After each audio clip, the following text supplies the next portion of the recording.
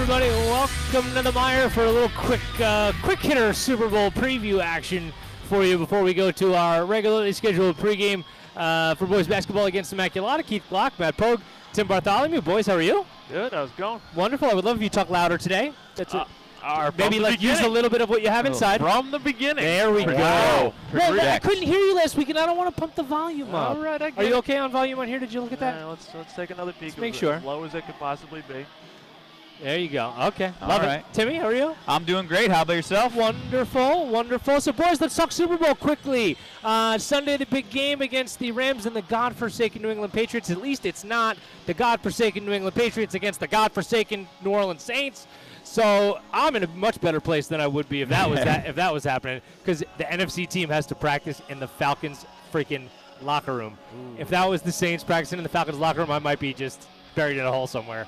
Yeah, the idea of Drew Brees and Matt Ryan's seat doesn't sit well with you. No, it does not. So anyway, I will reserve my own predictions for the end of this conversation. Timmy, I start with you. Who's going to win this one and why? Well, who do I think is going to win, or who do I want to win? Who do you think is going to win this game? You got to go with the Patriots. You do? Well, tell us why you do. I mean, Tom Brady, year in and year out, just, as much as I hate it, finds a way to win. He's a great quarterback, and he's like, they have great game plans, and, he just finds a way. Even when you think they're out of it, they climb back in, and, sometimes there's a little luck involved or officiating involved, but they find a way to do it. Say what you really think there. Rob Parker calls him the Lote, the luckiest of all time. Yeah.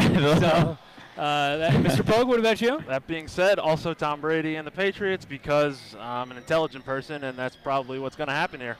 Great quarterback, great coach. They have some luck on their side. What are you going to do?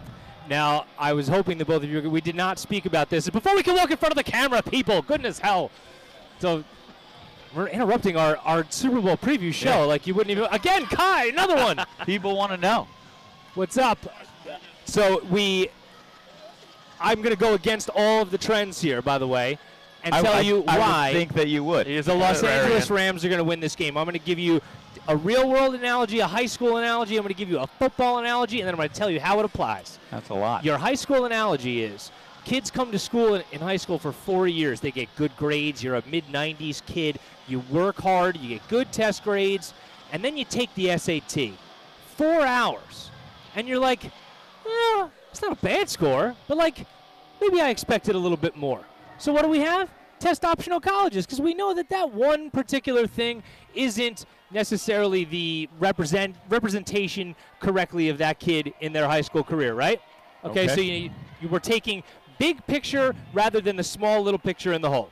That's the first real-world analogy. The second one is we have college football players. They play for sometimes 2, sometimes 3, sometimes 4 years, but they produce. And you look at their numbers and you watch them on tape and you go, okay, awesome. And then they go to the combine.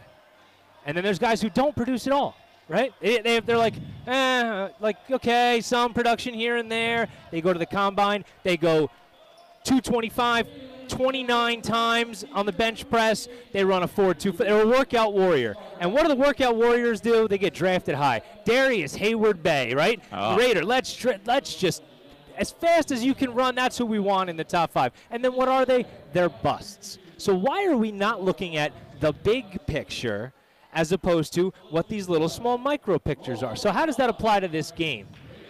If what we know about Sean McVay, right, he is the wonderkind of the NFL coaches, right?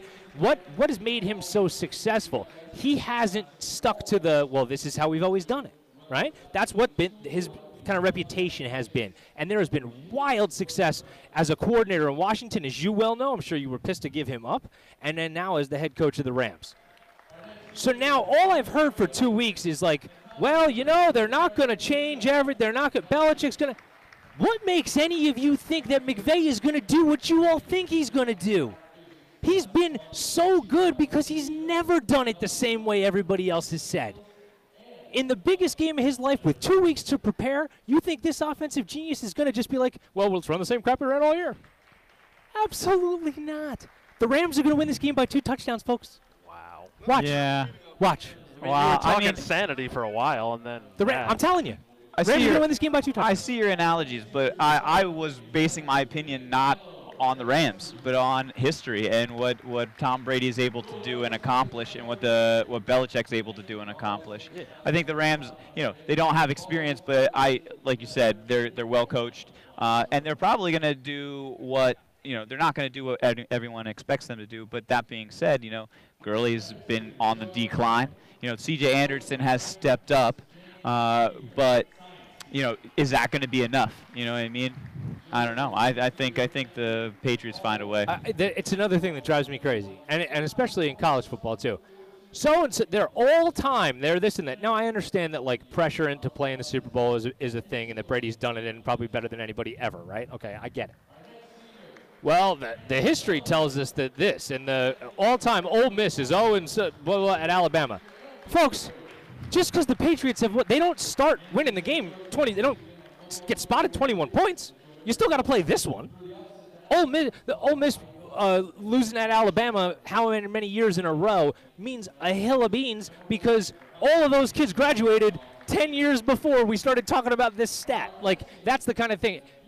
I get it. Experience matters. They got to play this one. They've never played McVay in this one. Yeah, but you don't think composure plays a big deal? Of course it does. So they're going to get down. Like if the Patriots get down 20 points, right? The Patriots aren't going to panic. If the Rams get down 20 points, it's going to be they're going to revert back to expected football probably. They're going to go back because one, they don't have that experience, and two, they don't have the history that says, hey, we can be down 20 points and still win. What's the final score? The final score? Yes. Oh, it's got to be something. It's got to be like 42-35 or something like that. I'm going 24-17. 32-17 Rams. Wow. You heard it here first. We'll take a step away. We'll come back and actually bring you boys basketball. We're going to reset the work, so when we sign off, don't leave us, because Pogue's going to reset it so we have a brand new live stream going on YouTube. Just refresh MyRadio.com over the next minute or so, and we will be right back. Boys basketball against Immaculata. You heard it here first. Rams are winning the Super Bowl by 2 touchdowns. We'll be right back.